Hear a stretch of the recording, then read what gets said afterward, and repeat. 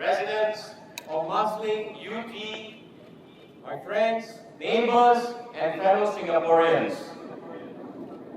I live just down the road, block 359. I'm a resident here as well.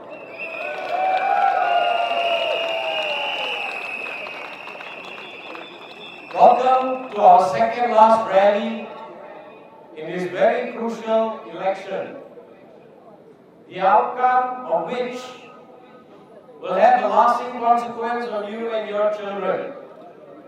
We, the SDP, want you to seriously think about what we have been saying over the last few days and what the message we are putting out this evening.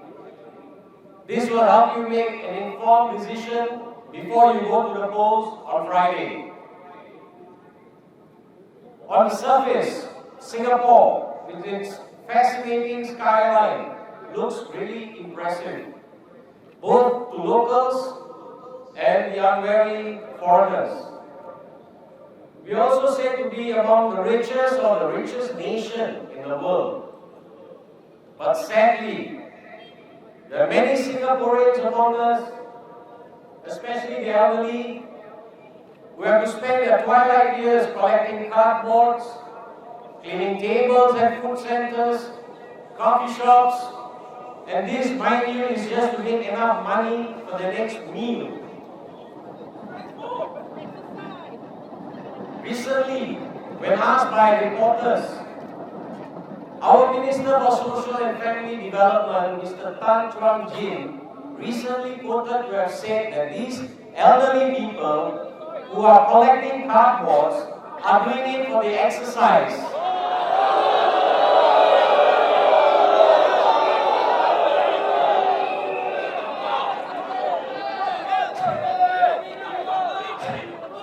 The PAP says, they also say that those who aspire to be elected into Parliament must be persons of good character, honest, incorruptible, and must have good integrity. I agree with their rhetoric completely. Mind you, it's only rhetoric. Let's see how the PAP fits into this mold, these so-called integrity values that they talk about. They are supposed to be the custodians of the nation's assets. And they are not supposed to be running commercial entities where emphasis is given to profit making or to make it clear the bottom line.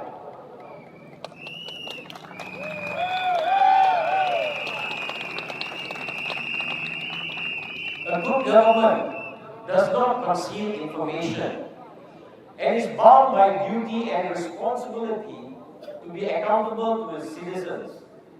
If they are as honest as they would want us to believe, they must act in the ways that are in the best interest of the people.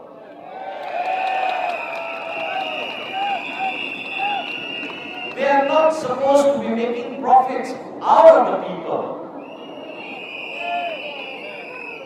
These are few examples I will list here. Alright, that will prove that they are not acting in the best interest of the people or their well-being. A government comprising of good and honest people does not relish on its social contract with its citizens. It must not keep changing the rules to suit its own interests.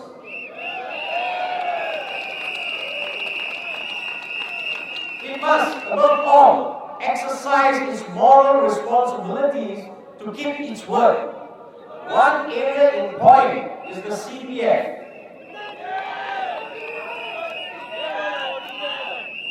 Now, when I was growing up, when I entered the job industry at 18 and started my CPF, that was way back ago. I'm 51 now.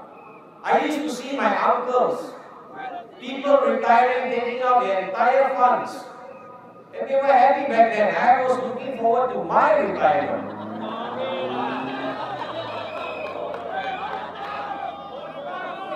And what hope do I have now, looking at the way they are tinkering with the CPF savings?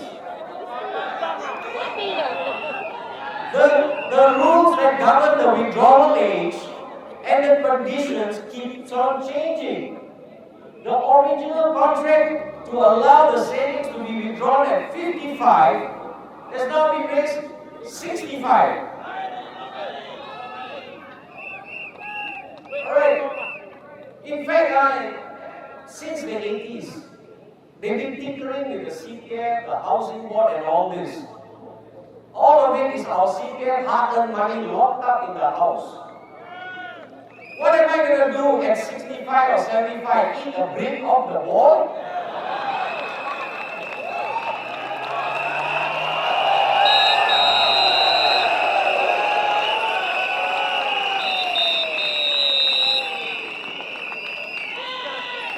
Now they have come up with fanciful, new and creative schemes. This is to find new ways to retain the retiree savings till 65. Now after this, our money will be returned to us in drips and drabs in small monthly payouts. This is my money.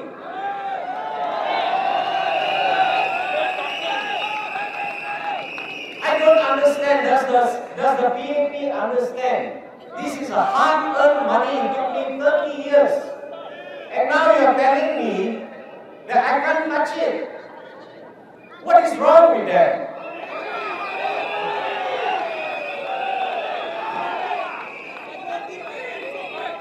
The minimum sum scheme.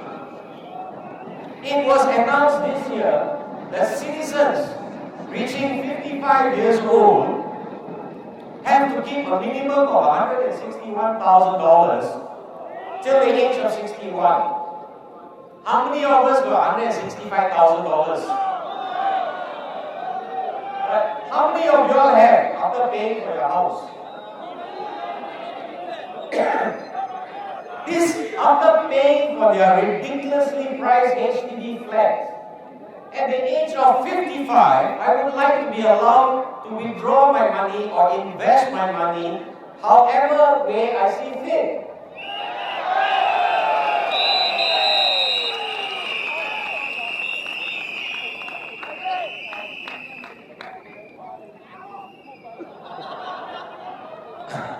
It's my money and the people doesn't, and the PAP doesn't have the right to hold it, that's all. It's very simple. Alright? Maybe there was a couple of uncles and old men who bought up and blow their money. Are we all going to do that?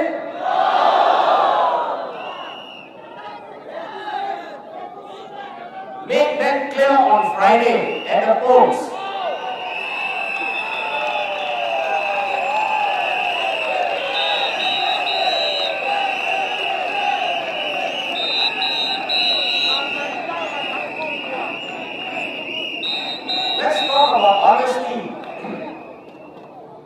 The honesty that the PAP insists that everybody else has.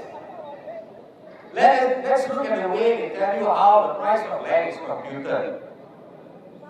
The land on which your HDB flat sits is originally acquired at extremely low prices. The land is then transferred to the land authority until the time it is needed for construction of your flat. The land authority then sells the land to HDB at a price reflecting market rates. After that, it's packaged with a construction cost and sold to Singaporeans at a price or a formula which nobody knows.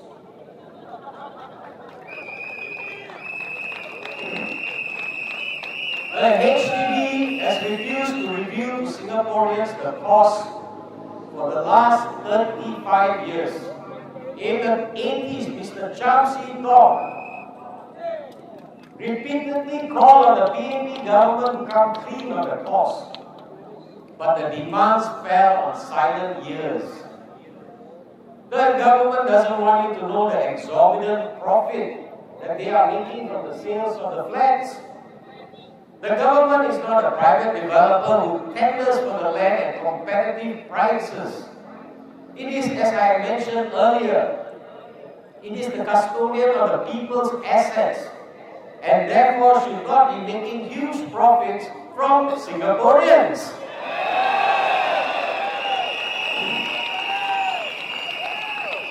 Now, some of you will recall, even the elected president, the late Mr. Ong Teng Cheong, God bless his soul, who was empowered by the law to safeguard the national reserves. Even he was not given an answer. Alright, the government didn't give an answer as to how much is the value of our reserves. The then President Mr. Ong Teng Cheong was told by the government that it would take 56 man-years to calculate the value.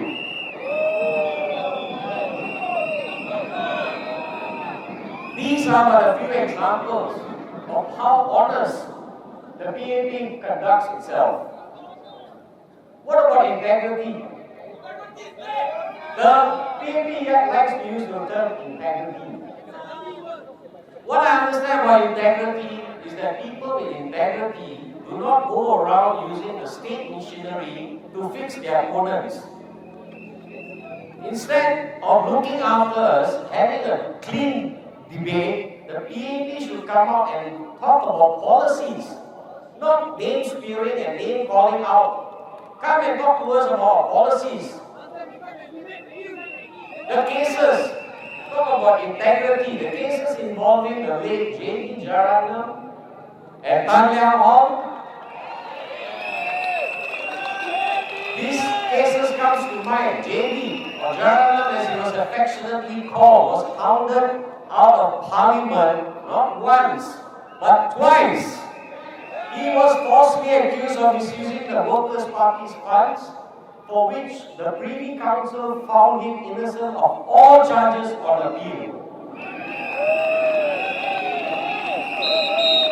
But the PAP government ignored the Privy Council's ruling and refused to take steps to restore JB's good name. Then we have Tan Liang Hong, among others, who was unfairly accused of being a Chinese chauvinist. And he, Tan Liang Hong, a man that was known to be an expert in Indian classical dances. This man is a chauvinist. Tag lost all his assets together with JB when he had to leave the country. He didn't have a choice and escape the persecution of the PAP. His sin, as you may already know, was to stand as an opposition candidate in Cheng Sam GRC in 1997 general election. And there were many others who have been so unfairly detained, prosecuted, persecuted for not seeing eye to eye with PAP leaders. I just want to say something about the great social divide that has befallen our society. The elites, who includes the ministers of the PAP government, live very much in their own world. They have no idea or clue on how we run our lives day to day. This current government and their paper generals and their scholars have crafted policies without having real life experiences of how ordinary people live out their lives here.